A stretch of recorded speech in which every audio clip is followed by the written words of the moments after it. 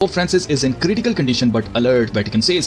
Pope Francis जनाब hospitalise हो चुके हैं और इनकी हालत मजीद बिगड़ती चली जा रही है और इवन कि पोप फ्रांसिस को खुद पता है कि अब इन्होंने नहीं बचना है, जिसकी वजह से इन्होंने एक ख्वाहिश जाहिर की है कि इनको कहां पर दफनाया जाए। और मजीद अगर आप गौर करें तो रोम इटली के अंदर एक शहर है और उस शहर के अंदर वेटिकन इटसेल्फ एक कंट्री है, एक कंट्री के अंदर एक कंट्री है। दुनिया की सबसे छोटी कंट्री की जो आर्मी है उसका सिर्फ एक ही पर्पस है और वो ये पर्पस है कि पोप की हिफाजत करना। लेकिन पिछले एक हफ्ते से वेटिकन के अंदर ये फौज किसी और चीज की रिहर्सल कर रही है। This is the world's smallest army, the Vatican Swiss Guards. They have one sole mission, to protect the Pope. But this week, these guards are secretly rehearsing for something else, a funeral. जी हाँ, pope की army rehearsal कर रही है। अगर pope की मौत हो जाती है तो उसके बाद उनका जनाजा कैसे करना है। अब आप सोचेंगे कि इसमें कौन सी बड़ी बात है, पोप आते हैं जाते हैं, एक पोप मरता है तो नया पोप आ जाता है, इसमें कौन सी इतनी बड़ी बात है। तो नहीं, इसमें बहुत बड़ी बात है। सबसे बड़ी बात यह है कि अमेरिका के सदर ट्रंप के बारे में कहा जा रहा है कि ये लास्ट प्रेसिडेंट होने वाला है। और फिर सिर्फ यही नहीं बल्कि इलॉन मस्क कह चुका है कि ये आखिरी इलेक्शन होने वाले हैं अमेरिका के।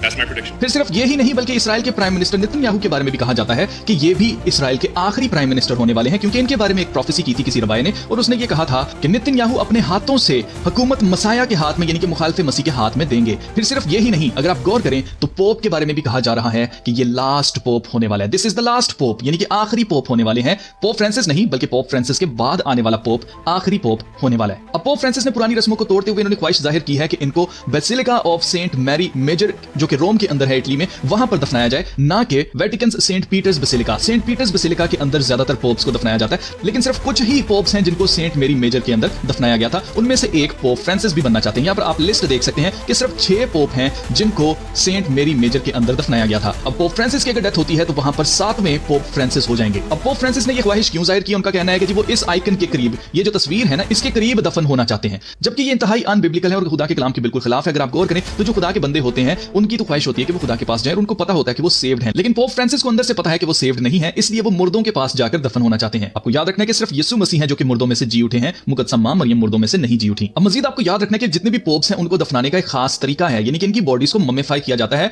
और बिल्कुल मिस्र के फिरौनों की तरह इनकी बॉडीज को प्रिजर्व करने की कोशिश की जाती है, जिनको बाद में डिस्प्ले पर भी लगाया जाता है और बहुत से लोग आते हैं और ये एक बहुत बड़ा बिजनेस है, इनको देखने के लिए लोग आते हैं। तो आप नोट करें कि ये ममेफाई करना, मिस्री फिरौनों से सीख कर बॉडीज को ममेफाई करना, क्योंकि जो मिस्री फिरौन थे वो समझते थे कि वो खुदा हैं और वो वापस इसी बॉडी के अंदर आ जाएंगे, इसलिए उनकी बॉडीज को प्रिजर्व किया जाता था। सेम उसी पैटर्न के ऊपर चलते हुए पोप्स की बॉडी को भी इसी तरह से ममीफाई किया जाता है। अब आपके ज़हन में सवाल आ रहा होगा कि अगर पोप फ्रांसिस नहीं बचने वाले हैं तो नेक्स्ट पोप कौन होने वाला है या आगे क्या होने वाला है। तो चीजों आपको याद रखना है कि पोप फ्रांसिस वाहिद ऐसे पोप हैं जिन्होंने बहुत बढ़ चढ़कर बल्कि खुलकर न्यू वर्ल्ड ऑर्डर के लिए काम किया और एक ही दुनिया का मजहब बनाने की कोशिश की। इन्होंने कहा कि सब रास्ते एक ही खुदा की तरफ जाते हैं और हम सब जितने भी मज़ाहिब हैं पूरी दुनिया के अंदर हम एक ही खुदा की इबादत करते हैं, जबकि ये कॉन्ट्रडिक्ट करती है बात सीधी सीधी यीशु मसीह के कलाम से। यीशु मसीह ने कहा कि रास्ता सिर्फ एक ही है और वो कौन है? यीशु मसीह। यीशु मसीह ने कहा कि मैं ही राह, हक और जिंदगी हूं, यानी कि एक रास्ता है। लेकिन आप नोट करें कि पोप फ्रांसिस कहते हैं कि सारे रास्ते खुदा की तरफ ही लेके जाते हैं। मजीद अगर आप गौर करें तो कैथोलिक चर्च पहली दफा ऐसा हो रहा था कि इसके अंदर से बिशप्स पोप के खिलाफ थे और वो सबके सब चाह रहे थे कि कैसे पोप फ्रांसिस को हटाया जाए। और इस वक्त जब ये न्यूज आई है कि पोप फ्रांसिस को हॉस्पिटलाइज कर दिया गया है, उस वक्त ये लोग दुआ कर रहे हैं कि मरवी। पोप फ्रांसिस से some backward conservatives in US Catholic church have replaced faith with ideology. Pope Francis ने अपनी मुखालफत करने वाले बिशप्स को एक एक करके रिमूव करना शुरू कर दिया था, उनको उनके ओहदों से हटा दिया गया था, सिर्फ इसलिए क्योंकि वो लोग चाहते थे कि पोप फ्रांसिस को इनके ओहदे से हटाया जाए। पोप फ्रांसिस ने शुरू में तो ऐसी चीजें की जिसको देखकर लोगों को लगा कि शायद हमें समझ नहीं आ रही है, शायद पोप ने बिल्कुल सही किया है, लेकिन कुछ तो वाजिया चीजें थी जिसके बाद बहुत मुखालफत इनकी की गई। मिसाल के तौर पर हमजिन्स प्रस्तों के बारे में कहना कि जब वो हमजिन्स प्रस्ती करते हैं तो खुदा उनके दरमियान होता है। फिर इसी तरह से कैदियों के पांव धोना और इवन के कुछ लोगों के सामने सजदा करके उनके पांव चूमना, उनके जूते चूमना, ये सब कुछ हद से ज्यादा ही होता चला जा रहा था, जिसके बाद इनकी मुखालफत बहुत ज्यादा बढ़ गई थी। अब ये सब कुछ जा किस तरफ रहा है तो हमें इसके ऊपर गौर करना है कि हम आखिर दिनों के अंदर हैं और खुदा के कलाम की प्रोफेसी के मुताबिक मुखालिफ मसीह के साथ उसका एक मददगार होगा जिसे झूठा नबी कहा गया। ये दूसरा हैवान जो है जिसे झूठा नबी कहा गया खुदा के कलाम में, ये आसमान से आग तक मंगवा लेगा और इसके बारे में लिखा है कि ये लोगों को गुमराह करने के लिए बड़े बड़े मौजज़ात करके दिखाएगा। He performed great and miraculous signs, even causing fire to come down from heaven to earth in full view of men, यानी कि आदमियों के सामने वो आसमान से आग भी बुला लेगा। तो पोप फ्रांसिस के बाद हो सकता है कि मुखालिफ मसीह का साथी जो झूठा नबी है वो आए। आपको याद रखना है कि ये जो झूठा नबी है इसका ताल्लुक मजहब से है, ये एक मजहबी लीडर है, जबकि मुखालिफ मसीह एक पॉलिटिकल लीडर है। तो झूठे नबी की एक परफेक्ट एग्जांपल पोप हो सकता है जिसके पास अथॉरिटी है और वो दुनिया के सामने अगर मौजज़े करके दिखाता है तो सारी दुनिया वंडर करेगी उसके पीछे, लोग मानेंगे कि यस ये खुदा का बंदा है और हमें इसकी बात माननी चाहिए। आपको याद रखना है खुदा के कलाम के मुताबिक ये मुखालिफ मसीह का झूठा नबी ही है जो कि लोगों से मुखालिफ मसीह के बुत की प्रस्तिश भी करवाएगा। पोप फ्रांसिस के बाद आने वाले एक पोप के बारे में कहा जा रहा है कि वो आखिरी पोप होगा और इसके बारे में एक प्रोफेसी की गई है जिसको सेंट मिलाकीस प्रोफेसी कहा जाता है, यानी कि उनके मुताबिक 112 पोप्स होने वाले हैं जब से उन्होंने ये प्रोफेसी की है। और अगर ये पोप्स गिने जाएं तो पोप फ्रांसिस तक या पोप फ्रांसिस के बाद जो आने वाला पोप है वो आखिरी पोप होने वाला है। फिर सिर्फ यही नहीं बल्कि एक मुकद्दस जिनका नाम एनी कैथरीन एमरिच था, उन्होंने एक विजन देखा था और उनको जो विजन दिखाई दिया था उसमें उन्होंने देखा था कि 2 पोप होंगे वेटिकन के अंदर। तो ये तारीख में पहली दफा हुआ था कि there were 2 popes in Vatican at the same time from 2013 until Pope Benedict's death, यानी कि पोप बेनेडिक्ट के मरने तक पोप फ्रांसिस और पोप बेनेडिक्ट ये दोनों वेटिकन के अंदर थे। पहली दफा ऐसा हुआ था कि वेटिकन के अंदर 2 पोप थे।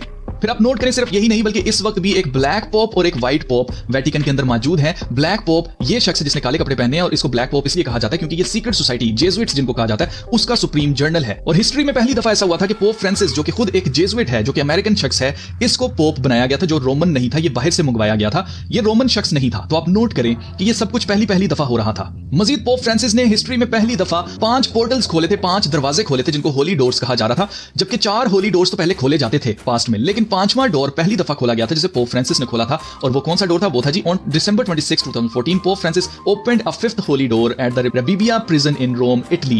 This was the first time a pope opened a holy door in a prison during a jubilee year. तो इसके बाद ही पोप फ्रांसिस की तबीयत खराब होती है और इनको हॉस्पिटलाइज करने की जरूरत पड़ जाती है। मजीद अगर आप गौर करें तो हम खुदा के कलाम के मुताबिक जो 10 बात चाहते हैं उसकी तरफ बढ़ते चले जा रहे हैं, जिसका आगाज ट्रंप कर चुका है। ग्रीनलैंड को बाय करने की बात हो, कनाडा को अमेरिका की स्टेट बनाना हो, मैक्सिको की गल्फ जो है उसके ऊपर कब्जा करना हो, या फिर गजा को टेक ओवर करना हो, तो ट्रंप इस सब को शुरू कर चुका हुआ है। जो कि किसका प्लान था? वो प्लान था रोम का, द क्लब ऑफ रोम का ये प्लान है। और अगर आप इस मैप में देखें तो ये येलो कलर की जो बादशाहत आपको नजर आ रही है ये रोम की बादशाहत है जो कि नंबर 2 पे रखी गई है। और अगर आप गौर करें तो ये वो जगह है जहां पर मेरा कर्सर है, यहां पर इटली है और यहां पर करके छोटा सा रोम है जो कि बहुत छोटा एक मुल्क है, पूरी दुनिया के स्मॉलेस्ट कंट्रीज को कहा जाता है। आप नोट करें कि वो एक इतनी बड़ी बादशाहत चाह रहा है जिसके अंदर फ्रांस, जर्मनी, स्पेन और इसी तरह से यूनाइटेड किंगडम और यहां पर ग्रीनलैंड के पास एक आइलैंड है, यहां तक ये रोम की बादशाहत चाह रही है। तो गाइस ये सब कुछ कोई इत्तेफाक नहीं हो सकता। ये आखिरी पोप होना, आखिरी सदर होना अमेरिका का या इसराइल का प्राइम मिनिस्टर आखिरी नेतन्याहू का होना, इसराइल के अंदर लाल बचिया का आ जाना, 2000 साल में पहली दफा लाल बचिया इंपोर्ट करवाई जाती है अमेरिका से इसराइल के अंदर। और अब इनके पास 3 ऑप्शंस है, 5 में से 2 डिस्क्वालीफाई हो चुकी हैं, 3 अभी भी ऑप्शंस इनके पास मौजूद हैं। और मजीद अगर आप गौर करें तो पहली दफा ऐसा है कि तीसरी हैकल के बनने के हम इतने ज्यादा करीब आ चुके हैं। फिर अगर आप गौर करें तो इसराइल इस वक्त जंग में है और ये जंग मजीद बढ़ने का खतरा है। तो चीजों होना हो, we are living in the end times और हम बिल्कुल यीशु मसीह की दूसरी आमद के बहुत ज्यादा करीब आ चुके हैं। और हमें याद रखना है कि इससे पहले कि यीशु मसीह आए जमीन पर 7 साला अजार सानी होनी है जिसमें से मसीहियों ने गुजरना है। तो 7 ईयर्स ट्रिब्यूलेशन जो है उसके अंदर से चर्च ने गुजरना ही गुजरना है और उसके बाद यीशु मसीह ने वापस आना है। तो ये 7 साल का जो अरसा है ये मुखालिफे मसीह को दिया गया है और जब मुखालिफे मसीह दुनिया के सामने आ जाएगा उसके बाद जमीन के पास सिर्फ और सिर्फ 7 साल हैं, उसके बाद यीशु मसीह ने वापस आ जाना है। तो होना हो अजीजों, पोप फ्रांसिस के बाद जो पोप आएगा वो इस दुनिया का आखिरी पोप हो सकता है। अजीजों में याद रखने के यीशु मसीह ने कहा था कि घबरा नहीं जाना, ये सब कुछ सिर्फ मुसीबतों का आगाज ही होगा। ऐसे में जो कोई भी यीशु मसीह पर ईमान लाएगा, जो कोई भी खुदावंद का नाम लेगा वो निजात पाएगा, जो कोई भी बपतिस्मा लेगा वो बच जाएगा। लेकिन जो लोग उसका इनकार करेंगे उनको हमेशा के लिए आग और गंधक की झील में डाला जाएगा। रास्ता सिर्फ एक ही है और वो यीशु मसीह है।